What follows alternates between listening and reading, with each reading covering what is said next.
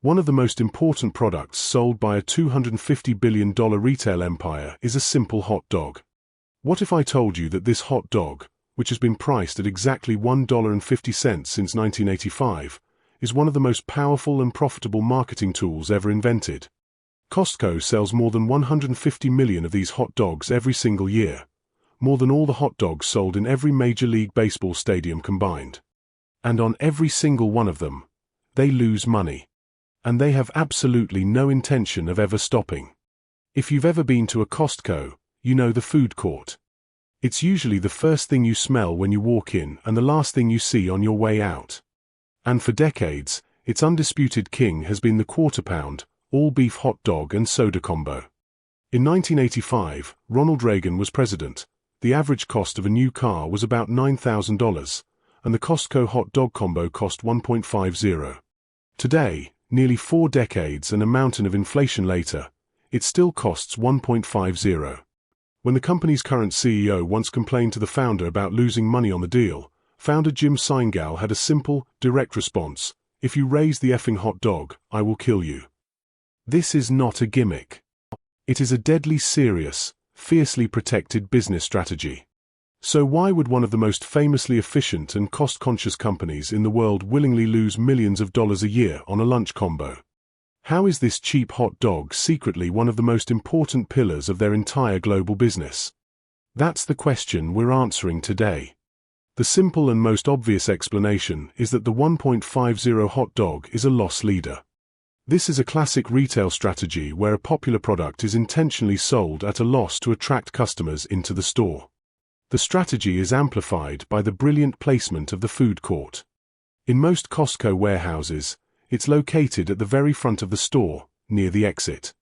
You can't miss it. The smell of hot dogs greets you as you walk in, and the promise of a cheap, satisfying meal awaits you after you've finished your shopping. This placement generates foot traffic. A customer might stop by a Costco on their lunch break with the sole intention of buying a $1.50 hot dog. But to get to the food court, they have to walk past the entrance to the main warehouse.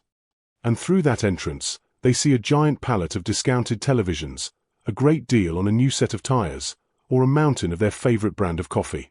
This phenomenon is known as the Costco effect. You walk in for one thing, but you walk out having spent $200 on bulk items you didn't even know you needed. From this perspective, the money Costco loses on every hot dog is simply a marketing expense. And it's one of the most efficient marketing expenses in the world. It's far cheaper and more effective than a multimillion-dollar Super Bowl commercial. But to say the hot dog just exists to sell more paper towels and potato chips is to miss the real genius of the strategy. To truly understand the hot dog, you have to understand how Costco actually makes its money. Here's the secret. Costco is not a retail company. Costco is a membership company. Their most important product isn't the Kirkland signature olive oil or the giant teddy bears. It's the simple, plastic membership card in your wallet. The vast majority of Costco's annual profit, typically around 75%, comes directly from the membership fees it collects from its over 100 million members. The markups on the products they sell in the warehouse are famously, almost absurdly, thin. Costco caps its markups at around 14 to 15, with an average of just 11. This is just enough to cover their operational costs like rent and employee salaries. The $60 or $120 you pay for your annual membership is almost pure profit for the company. So, the number one strategic goal of the entire company is to get you to renew that membership, year after year. And to do that, they must constantly prove to you that the membership is worth the price. The $1.50 hot dog is the most tangible, visible, and delicious piece of evidence in their case. It is a daily, edible reminder that Costco is on your side, providing you with uncompromising value. It's not just a cheap lunch, it is the ultimate symbol of the entire membership promise.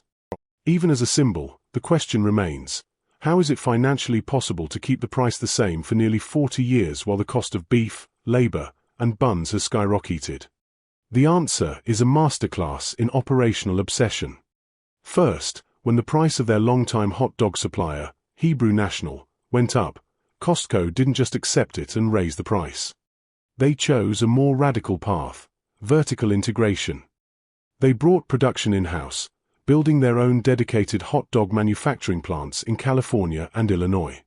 This allowed them to control every aspect of production and, most importantly, control the cost. Second, the power of scale and simplicity. By selling over 150 million hot dogs a year, they benefit from immense economies of scale on ingredients. And because the food court menu is so tiny, the operation is ruthlessly efficient. There are no complex customizations, which means faster service and lower labor costs. Finally, there's the soda subsidy. While the $1.50 price of the combo has remained fixed, the wholesale cost of fountain drinks has dropped significantly for retailers over the past few decades. The falling cost of the soda has helped to subsidize the rising cost of the hot dog, keeping the combo financially viable. Costco has re-engineered its entire supply chain and fought a decades-long war against inflation, all to protect the price of a single product. That's how important it is. Let's connect all the dots. On the surface, the hot dog is a simple loss leader that drives foot traffic and encourages impulse purchases within the warehouse. But on a deeper, more strategic level, it is the ultimate symbol of the value of the Costco membership, which is the company's real profit engine. And they have defended this symbol for decades against the forces of inflation through extreme operational measures, like building their own factories to control costs. And that is the secret. The business model of the 1.50 hot dog is not measured on a profit and loss statement. Its true value is measured in trust. The hot dog is a promise. It is an edible contract between Costco and its members. That contract says, as long as this sign reads 1.50, you can trust that every other price tag in this entire warehouse is the absolute lowest we can possibly make it. In a world of shrinkflation, dynamic pricing, and brands constantly looking for new ways to charge you more, the stubborn, unchanging price of the Costco hot dog is the anchor of the entire brand. It is the most powerful and honest piece of marketing they have. If this strategy breakdown is delivering unbelievable value, you can show your support for the low price of hitting the like button and subscribing. The brilliance of this strategy is that it builds a deep, almost emotional connection with customers that goes far beyond a simple retail transaction. It creates a level of brand loyalty and trust that competitors cannot buy. Walmart or Amazon can't suddenly offer a 1.50 hot dog and have it mean the same thing, because they haven't spent 40 years fiercely defending that price point as a matter of principle. It is a simple, powerful, and almost unassailable competitive advantage. The broader business principle here is a masterclass in the power of a brand anchor.